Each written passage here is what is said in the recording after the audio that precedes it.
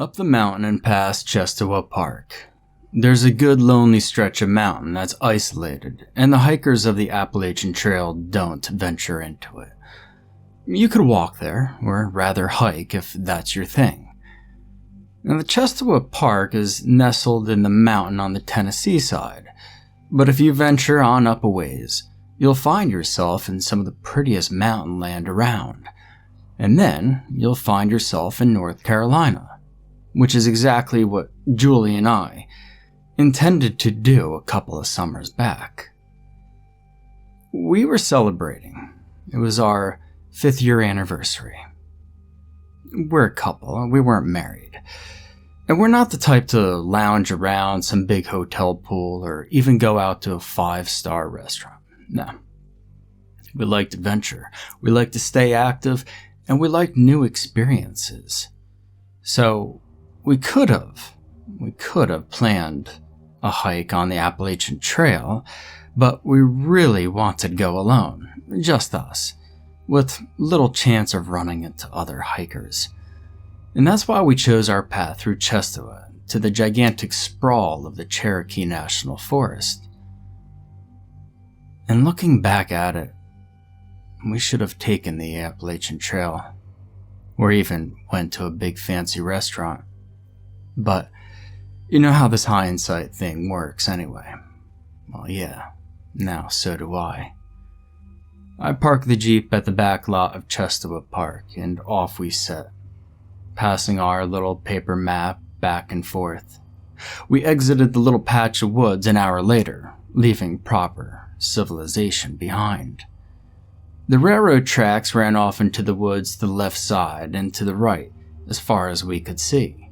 The right side went down the mountain, and the left side went up the mountain. And we struggled up the steep, rocky grade to the tracks, and we stopped. And then I said, "We have to cross the trestle up there," and I pointed at the mountain. "Not doing it, Anthony. Nope." And she shook her head in finality. "It's in a curve. If a train comes down, we'll have nowhere to go. I'm not doing it." "Fine. It's really the only way though, Julie. Unless you want to go back to the car and drive about 4 hours and hike in from the other side. Why can't we go up this way?" I looked at her and I said, "You do see the river, right?" She nodded. "That's what the trestle crossed. We have to be on that side of it. We can't cross on foot down your side. The river's too deep and too wide." "It doesn't look so wide from here." She eyed me doubtfully.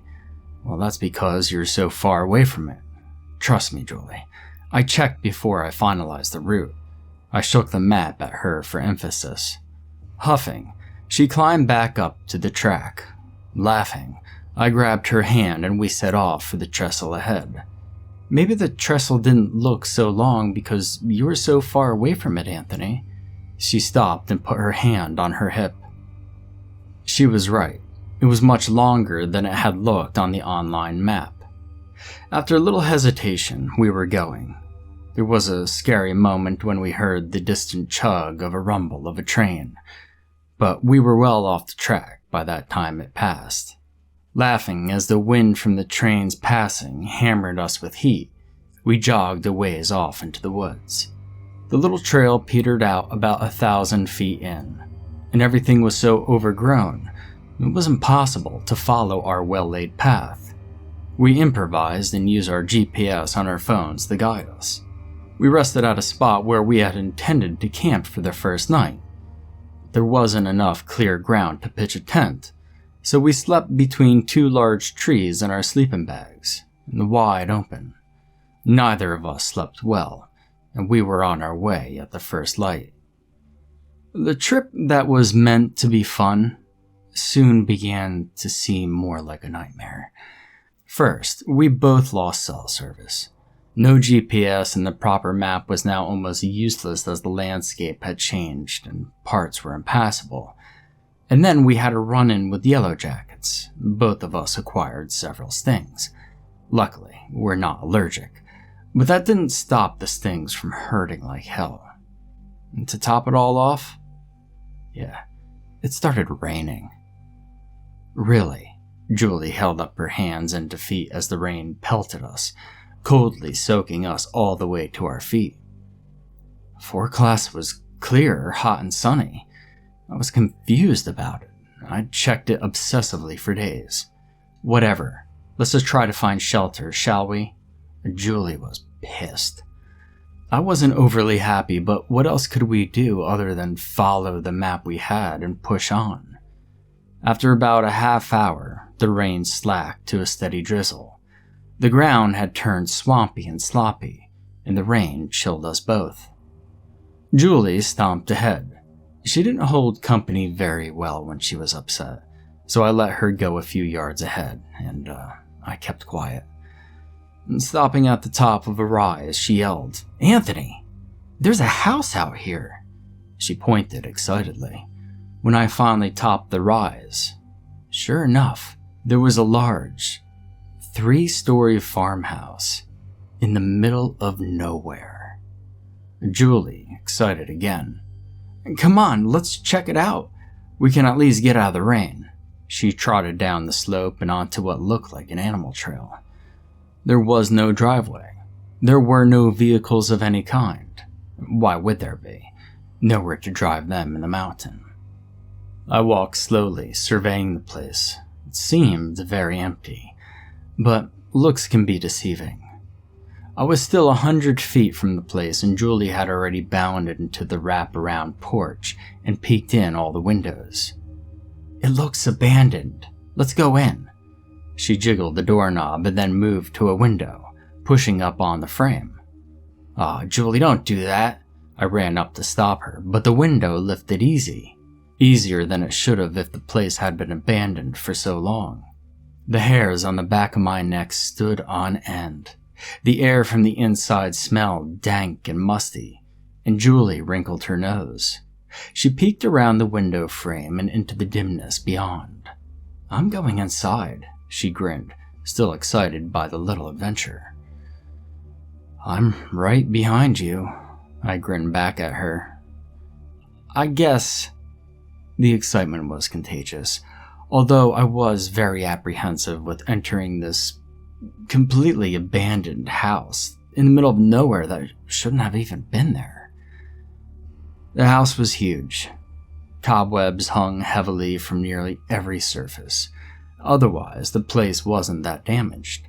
The furniture was plain and sturdy and bore no signs of hard use, and food sat neatly on the pantry shelves.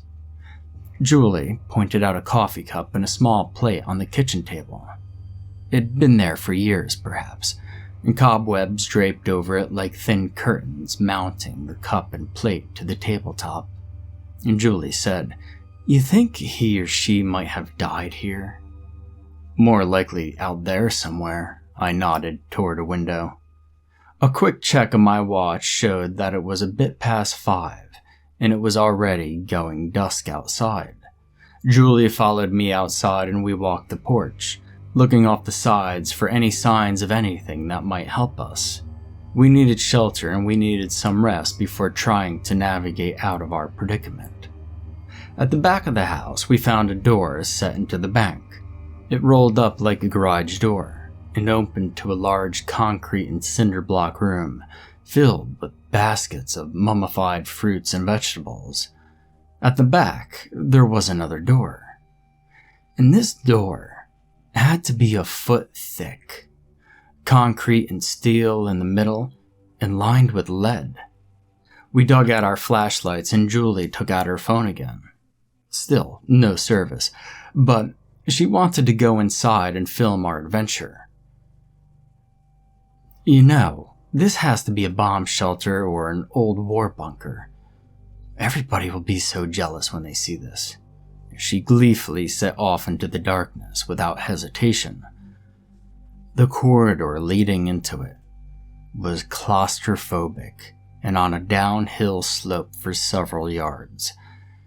After a few blind corners, the hall opened up into the main bunker part, and I found an old generator room. After about 15 minutes of trying to get it working, unbelievably, the generator chugged to life. "We have lights," I flipped all the switches on the panel by the door. We began an intensive search of each room we came to, and found that the stuff was mostly from the 1930s and 40s. But someone had been stashing old newspapers in there as recent as 2010. We were shocked at the abundance of ancient computers and medical equipment sitting around. Deeper into the bunker system, I began to sweat and feel nauseous. And Julie seemed unbothered ever since the ventilation system kicked on. After an hour, I was shaking and absolutely out of my mind. Out of character for me, but I felt as if someone or something was in there with us. Julie laughed it off and said I was being paranoid. And we went through a few more rooms and came to a room that someone had used as an office. There was no electricity in this room at all. Lanterns hung from hooks and flashlights, and the old boxy type with the handle on top were lined up on a shelf.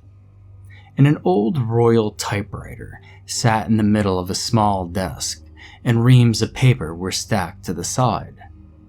Julie filmed and took more pictures. She'd already used up most of her backup battery, and was opening drawers on the desk when I walked around to join her. A sheet of yellowed paper jutted from the top of the typewriter, as if the writer had loaded it and then left it there. I picked up a big flashlight from the shelf and pressed the button on top. Believe it or not, the thing worked. The paper in the typewriter had writing on it, and I moved in for a closer look. Julie pointed her phone camera at me and asked, "What does it say, Anthony? Is it the next bestseller?" And this is what it said. "If you're reading this, you're in the only safe place here. If you're reading this, you should lock yourself in and hide. If you're reading this, I might be watching you. But it's not really me. Not anymore anyway. I'm sorry. Good luck. Godspeed. And goodbye." Now, Julie stood there, with her eyes big and her mouth open. "That's not a bit weird," she chuckled nervously. I didn't reply. I reached for the stack of loose papers beside the typewriter and slowly flipped it over. It had to be a novel someone had been writing before he or she died, disappeared, or whatever had happened. Julie moved in and got still shots of the typewriter and its ominous message as I flipped through the pages. The same message filled each page, and there were probably 100 pages or more. I put the papers back, face down by the typewriter, and backed up. My skin was crawling with fear at this point. I told Julie, we should leave right now. I don't know how long the generator will run." And I picked up the flashlight and handed her one, and then reconsidered, and I got another one for me. The string of incandescent bulbs in the hallway flickered as we stepped out of the room. When they burned steady again, they were yellow and dim. The only sounds were our breathing and the hiss of air running through the ventilation pipes. My heart threatened to stop. Something was definitely wrong. Julie whispered from behind me, "What if the writer isn't dead or didn't even abandon the place?" "I don't know, Julie. Let's just get the hell out of here." I led the way as fast as I could, and soon we emerged into the garage filled with baskets of long-forgotten produce. I didn't bother turning off the generator. It would run out of fuel eventually and turn off on its own. I just wanted to get the hell out of there. It was full-on dark when we stepped cautiously from the garage. The house was only visible in our flashlight beams, and I'd been in the full dark of the mountains before, but never like this. This darkness pressed in around me and muffled the normal woodland sounds. Crickets, owls, small nocturnal creatures foraging for their food. There was no sound except the sound of blood pounding behind my eardrums. Julie said to me slowly, "There's a light upstairs now." And she pointed to the window where a small flickering light made shadows dance behind the thin curtains. Now, before I could stop her, Julie yelled up to the damned window. The curtain drew back sharply, and the light was snuffed. I snagged her arm as she darted past me to go for the steps. "No! Let's go. There's no telling who or what it is." I dragged her toward the front of the house and toward the hill we had descended earlier, meaning to get the hell out of there. Our flashlights cut through the thick blackness, and we stumbled as we ran. We stopped on top of the hill to catch our breath, and that's when I heard the rustling from the woods. Didn't sound like an animal, but it didn't sound human either. And then, a weird pitched shriek came from the distance. I covered Julie's mouth before the scream could escape. Damn, that thing was close. Too close. And the shriek was far too high to be from an animal, even a big one. I whispered in her ear, "Turn off the light. Be still and be quiet." I turned off my light and the thing grunted. It was only a few feet away to our left. Julie turned off her light, and it took 5 steps in our direction. I leaned against a tree trunk and held Julie against me. We shivered from fear, and I could barely draw a breath. The thing circled us once, and then fell silent. Just when I was going to let go of Julie and turn my light back on, a long arm snaked around the tree trunk and touched my cheek.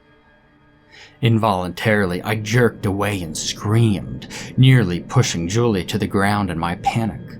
Another tentacle-like arm snaked around my ankle and tripped me as I blindly ran down the other side of the slope.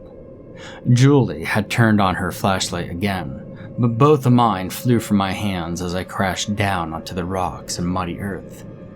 "Run!" I yelled to her as I snagged a light and clicked the button. A large face full of teeth and rage filled my vision, and overly large hands grabbed my wrist and hauled me off the ground to dangle me several feet up. I kicked and thrashed and screamed, or at least I think it was me making that sound.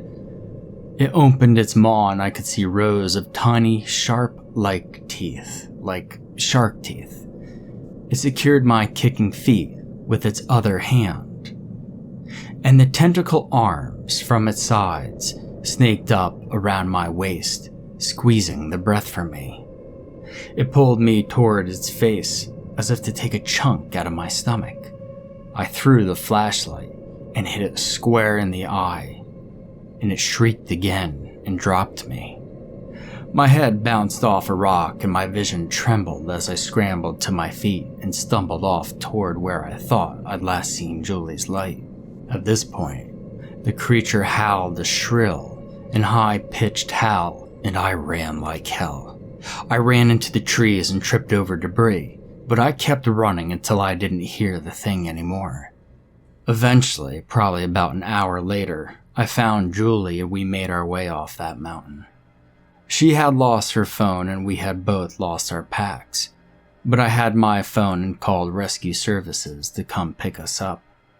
We tried to tell authorities what had happened, but couldn't even convince them that there was a house on that mountain. And in the end, I was diagnosed with a pretty serious head injury, and the official report said that we were both suffering from hysteria that stemmed from an animal attack. The authorities told us to go home and stay out of the woods. And this was a couple of years ago. And just last year, Julie broached the subject of her lost phone again. If we could find it, we would have proof. And she's sure she dropped it at the top of the hill just before the thing got a hold of me. So instead of going on a search for it, we went back to that town and that area, and we asked around. Now, a lot of people dismissed us. A lot of people said that the house didn't even exist. But there was this one old guy, and I remember him so clearly. Scraggly old beard, thin man, short, and almost a little, I don't know how to say it, unstable, I guess you could say. He wasn't quite all there, and what he told us was that a doctor moved up there before the Second World War. He moved up on that mountain and took to his bunker to do research for the military. There was hardly anyone to conduct experiments on, so he used himself as a guinea pig, and he was fooling around with gene splicing, and the government protected him. They falsified documents and kept his location secret for so long that this new generation of government officials didn't even know about him. This old man also said that he might have been responsible for many disappearances back in the 1960s in the same area. And when we looked into that, sure as hell, there were quite a few people missing. Now, all I can say is that his experiments must have gone wrong. The proof is on Julie's lost phone up there, but we're not going back to find it. Maybe one day, someone will happen across it, and the world will know the truth.